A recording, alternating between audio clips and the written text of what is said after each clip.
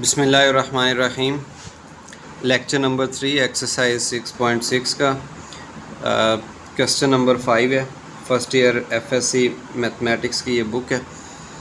पाँचवें क्वेश्चन में कह रहा है if an automobile depreciates in value 5% average year, यानी कोई ऑटोमोबाइल है, इंजन वाली कोई गाड़ी है या मोटर बाइक है, उसके अंदर जो कीमत है ना उसकी 5% हर साल कम हो रही है। उसकी वैल्यू चलने की वजह से पुरानी हो रही है, उसकी वैल्यू में कमी आ रही है।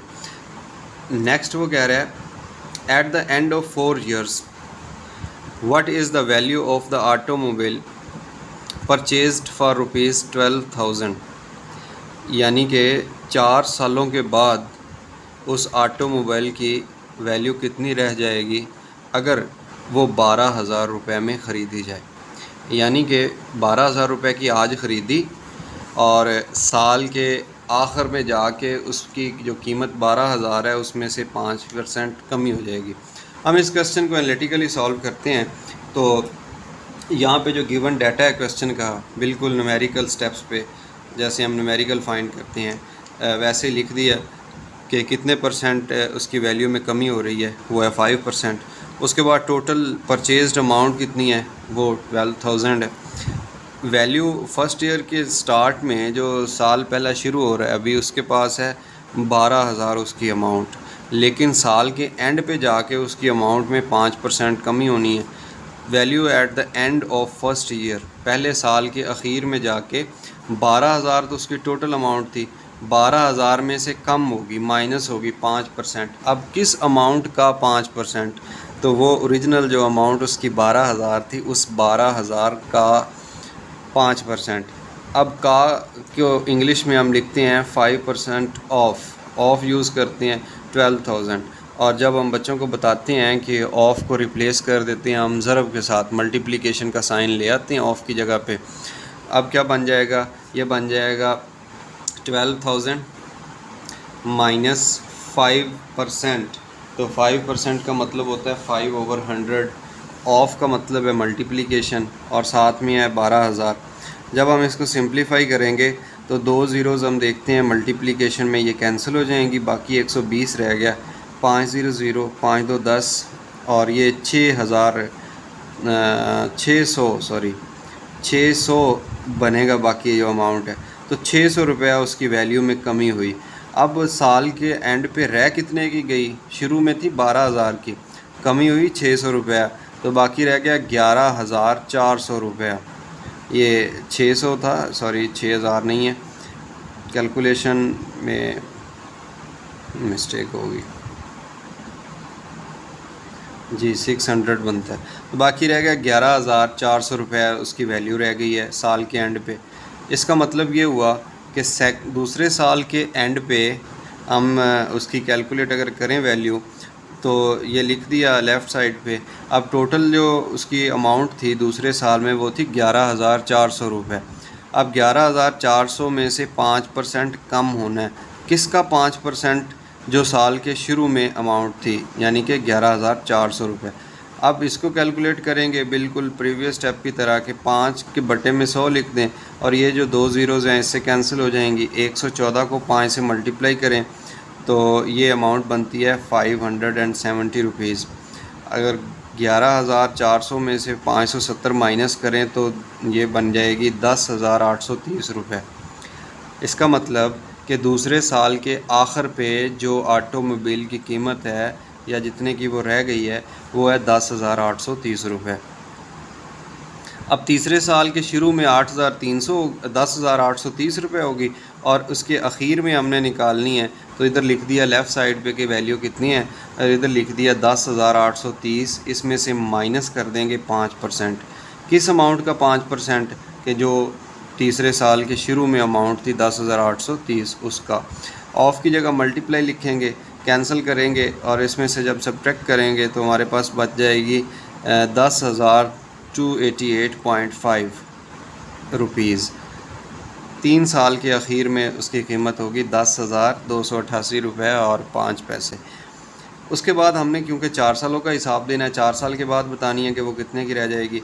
अब value at the end of 4th year, चौथे साल के शुरू में है 10,288, लेकिन चौथे साल के आखिर में क्या होगा, इसमें से 5% माइनस कर देना। जब इसका 5% लेंगे कैलकुलेटर के ऊपर और माइनस करेंगे तो बाकी रह जाएगी 9,774 रुपये।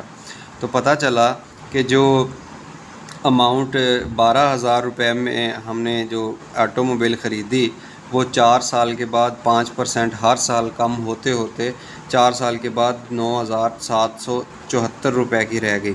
तो ये लास्ट में हमने रिज़ल्ट लिख दिया। So the value at the end of 4th year is 9,774। तो ये अमाउंट है उस ऑटोमोबाइल की। इसी के साथ क्वेश्चन नंबर 5 हमारा कंप्लीट हुआ। अभी इसी लेक्चर के अंदर ही हमने क्वेश्चन नंबर 6 डिस्कस करना है कि वो कैसे सॉल्व होगा और उसकी स्टेटमेंट क्या है। बुक की तरफ बढ़ते हैं।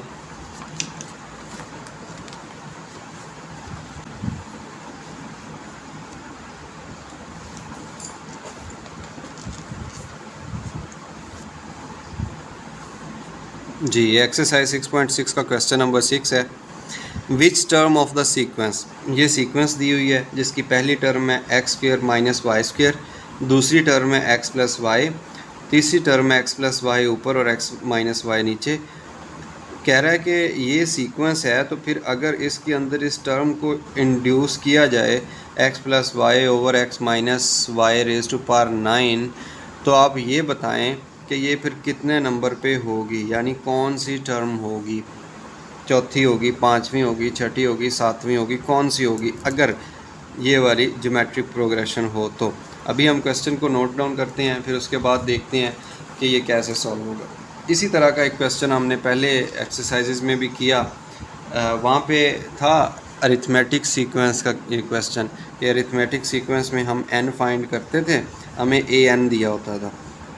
अभी देखें ये क्वेश्चन नोट किया, क्वेश्चन नंबर 6, पहली टर्म आ गई, दूसरी आ गई, तीसरी आ गई और ये nth टर्म है, इसको an का नाम देंगे।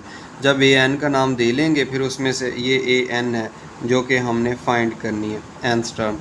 अभी फार्मूला लिखने से पहले जो गिवन डाटा है उसमें से कुछ चीज़ें निकाल लेते हैं, जैसा कि इसमें से पहली टर्म निकाल ली, उसके बाद कॉमन रेशो निकाल ली। कॉमन रेशो क्या होती है कि नेक्स्ट टर्म तकसीम करते हैं पिछली टर्म पे, तो एक्स प्लस वाई आ गया, नीचे x square minus y square आ गया। अच्छा, ये सिंपलेस्ट फॉर्म में नहीं था, इसको सिंपलेस्ट फॉर्म में लाने के लिए ऊपर वाली वैल्यू को वैसे लिख दिया एक्स प्लस वाई, नीचे है x square minus y square, तो ये है a square minus b square के फार्मूले से जब इसकी फैक्टराइजेशन की तो ये बन गया first minus second into first plus second. X plus y से कैंसिल हो रही, बाकी 1 ओवर एक्स माइनस वाई रह गया। और ये क्या चीज़ है, ये कॉमन रेशो है। अभी इस आर को और इस पहली टर्म को हम nth टर्म के फार्मूला में यूज़ करते हैं। nth टर्म का फार्मूला क्या होता है, ये होता है a n, this is equal to A1 r raise to power n minus 1। अभी देखें nth टर्म भी हमारे पास है ये वाली, और पहली टर्म भी है ये वाली, आर की जो वैल्यू है 1 ओवर एक्स माइनस वाई वो भी है, n माइनस 1 पावर में आ जाएगा। बिल्कुल जो वैल्यूज़ दी हुई हैं उनको इसके अंदर फार्मूले में पुट करते हैं, फिर उसके बाद उनकी सिंप्लीफिकेशन करते हैं।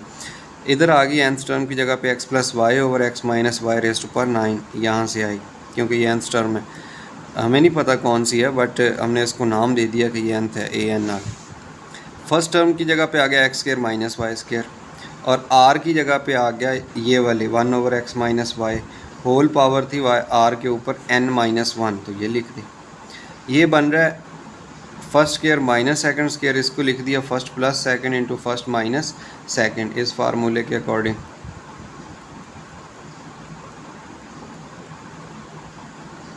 अब क्योंकि कॉम्यूटेटिव लॉ होल्ड करता है तो आप बेशक एडिशन वाली रकम पहले लिख दें या माइनस वाली लिख दें, फ़र्क नहीं पड़ता। तो मैंने यहाँ पे प्लस वाली पहले लिखी, माइनस वाली बाद में लिखी।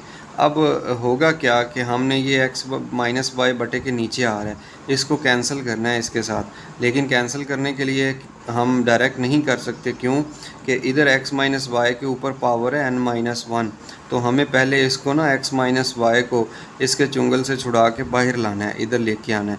जब इसको हम बाहर लेके आएंगे ना तो इसकी पावर में n माइनस 1 है, क्योंकि पावर बटे के नीचे से हम ले रहे हैं, नीचे इसकी पावर पॉजिटिव की है, तो जब इसको देखेंगे हम तो यहाँ पे एक मज़ीद पावर की कमी हो जाएगी ऊपर होल पावर के अंदर। तो जो पहले n-1 है उसमें से एक हम नीचे से खिसका लेंगे तो ये ऐसे -1 और हो जाएगी, तो ये बन जाएगी n-2।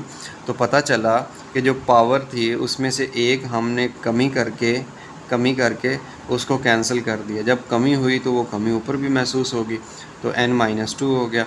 इधर रह गया x plus y into 1 over x minus y raise to power n-2। ये राइट साइड पे आ गया, ये राइट साइड, और ये लेफ़्ट साइड वैसे ही आ गई। जब हमने देखा कि राइट साइड पे x प्लस वाई है और लेफ़्ट साइड पे भी x प्लस वाई है और दोनों की मल्टीप्लिकेशन हो रही है, तो अकॉर्डिंग टू कैंसिलेशन लॉ हम इनको कैंसिल कर सकते हैं। इधर रह गया 1 ओवर x माइनस वाई, ऊपर पावर 9 थी तो पावर हमने, क्योंकि जस्ट यहाँ पे 1 रह गया, तो पावर ऊपर कॉमन लेके लिख दी, 1 की पावर 9 ओवर ये 1 ओवर x माइनस वाई आ गया, इक्वल आ गया इस चीज़ के 1 over x minus y raise to power n-2। अब देखें दोनों साइड पे बेस सेम है। ये रूल है अलजबरा का कि अगर बेस सेम आ जाए तो हम उनकी पावर को इक्वल रख सकते हैं। तो 1 over x minus y 1 over x minus y same है, 9 इक्वल आ गया n-2 के। क्योंकि हमें n की वैल्यू चाहिए तो ये -2 है, जब हम इसका इन्वर्स दोनों साइड पे ऐड करेंगे तो n की वैल्यू बन जाएगी 11। तो पता चला कि ये जो x plus y over x minus y raise to power 9 था, ये उसकी 11th टर्म बन रही थी इस सीक्वेंस की।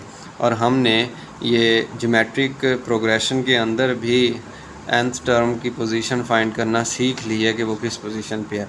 इससे पहले हम सीख चुके हैं एक्सरसाइज 6.3 आई थिंक, उसके अंदर कि अरिथमेटिक प्रोग्रेशन के अंदर अगर कोई nth टर्म दी हो तो उसका नंबर फाइंड कैसे करना है, n की वैल्यू कैसे फाइंड करनी है।